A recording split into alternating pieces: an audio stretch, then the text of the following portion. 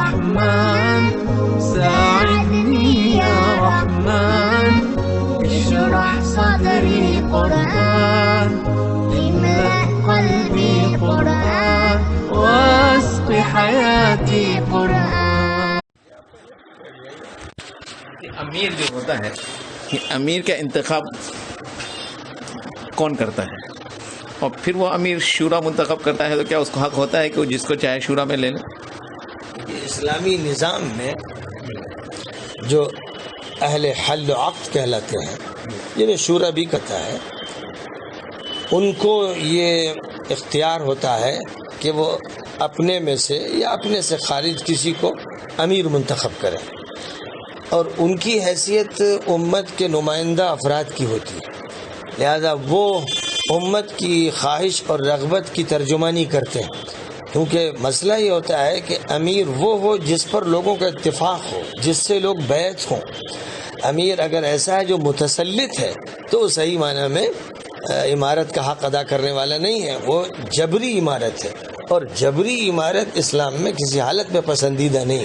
ظاہر ہے کہ وہ پھر ظلم پر مبنی ہوتی ہے، اور جو ظلم پر مبنی ہوتی ہے تو پھر اس کے عدل و انصاف نہیں ہو سکتا، اور اسلامی نظام عدل و انصاف کے لیے ہے، اور اجتماعیت اسلام میں اصل ہے. حضرت عمر رضی اللہ تعالیٰ عنہ کا مشہور قول ہے کہ لا اسلام الا بجماعہ ولا جماعت الا بامارہ ولا امارت الا بطاعہ. تو یہ ترتیب ہے. اسلام اجتماعیت کا طالب ہے، اور اجتماعیت کے لیے پھر ایک امیر ہونا چاہیے، اور امیر کی پھر اطاعت ہونی چاہیے. اب ظاہر ہے کہ اجتماعیت کی نمائندگی ہوتی ہے ان لوگوں کے ذریعے کہ جو اس کے نمائندہ ہوتے ہیں، جو اس کی بات کہتے ہیں، اور جو پھر اہل حل و عقد شمار کیے جاتے ہیں، اور پھر جن سے مشورہ کیا جاتا ہے. اور حکم ہے، نبی پاک علیہ الصلوۃ والسلام کو حکم فرمایا گیا کہ آپ ان سے مشورہ کریں. وشاورهم فی الامر واذا عزمت فتوکل علی اللہ. یہ اصولی طور پر بتایا گیا وامرهم شورى بینہم. تو جہاں تک انبیاء کرام کا مسئلہ ہے، وہ تو اللہ تعالیٰ کی طرف سے منتخب کیے جاتے ہیں، اور اس انتخاب کی بنیاد پر وہ اپنا کام کرتے ہیں. پھر ان کے کام کے نتیجے میں جو افراد اکٹھا ہوتے ہیں، ان افراد میں وہ اپنے مستشار اور اپنے وزیر اور اپنے اہل شورا منتخب کرتے ہیں. نبی اکرم صلی اللہ علیہ وسلم نے یہ مقام جن حضرات کو دیا، ان میں سر فہرست ابو بکر صدیق تھے، عمر فاروق تھے، عثمان ابن عفان تھے، علی ابن ابی طالب تھے، اور پھر اسی طرح عبد الرحمن ابن عوف تھے، اور سعد ابن ابی وقاص وغیرہ حضرات تھے کہ جن کو یہ حیثیت دی گئی. تو اب جن کو یہ حیثیت دی گئی، انہی حضرات نے نبی اکرم صلی اللہ علیہ وسلم کی وفات کے بعد ابو بکر صدیق کی عمارت طے کی اور اس پر اتفاق کیا. ظاہر ہے کہ عمارت ثقیفہ بنی ساعدہ میں طے ہوئی، جہاں اجتماعی پروگرام چل رہا تھا، اور ان حضرات کے پہنچنے سے پہلے سعد ابن عبادہ کا انتخاب کر لیا گیا تھا. لیکن چونکہ وہ انتخاب درست نہیں تھا، انتخاب قریش کی رعایت کے ساتھ ہونا تھا، حدیث نبوی کی بنیاد پر. الائمۃ من قریش، آپ نے جو بات فرمائی تھی، یہ نظام قبائلی کی وجہ سے نہیں فرمائی تھی، بلکہ اس وجہ سے کہ اس وقت جزیرۃ العرب میں قریش کو سیادت طویل عرصے سے حاصل تھی، اور ان کی سیادت پر اجتماعیت باقی رہ سکتی تھی. اگر ان کی سیادت نہیں رہتی تو اجتماعیت بکھر جاتی. اس لیے یہ بات آپ نے ارشاد فرمائی تھی، اور جب اس کا حوالہ دیا گیا تو ابو بکر صدیق کا انتخاب حضرت عمر نے سب سے پہلے کیا، اور دوسرے حضرات پھر اس سے متفق ہو گئے. تو اتفاق کے ساتھ بیعت ہوئی، اتفاق کے ساتھ عمارت ہوئی، اتفاق کے ساتھ ابو بکر صدیق امیر مسلمانوں کے طے پائے.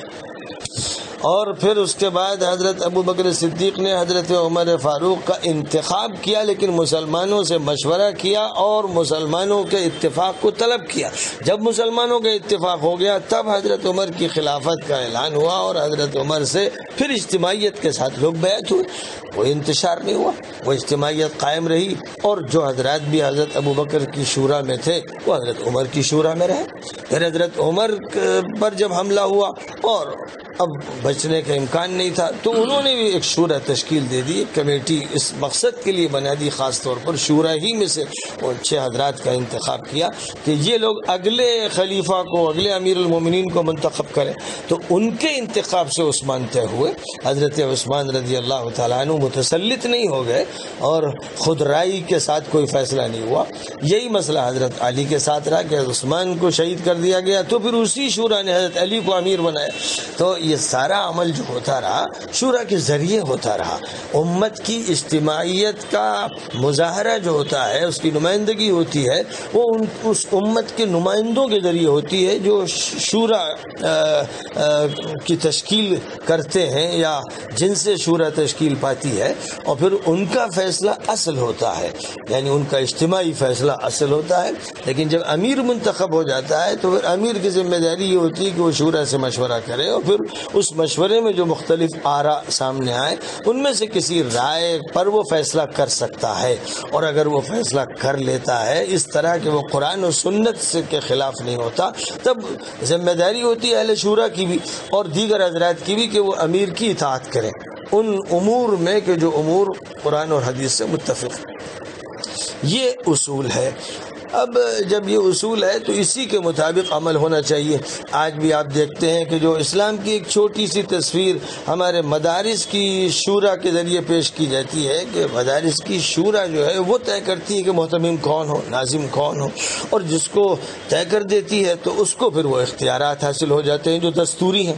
اب وہ دستوری اختیارات کے ذریعے سے کام کرتا ہے، اس لیے معلوم یہ ہوا کہ صاحب شورا بھی ہونی چاہیے اور ایک دستور ہونا چاہیے، یعنی حقوق اور اختیارات طے شدہ ہونے چاہیے، من مانے نہیں ہونے چاہیے کہ امیر کا مطلب یہ ہوا کہ اب اس کو اختیار دے دیا گیا جو چاہے فیصلہ کر لے، جو چاہے بات طے کر دے۔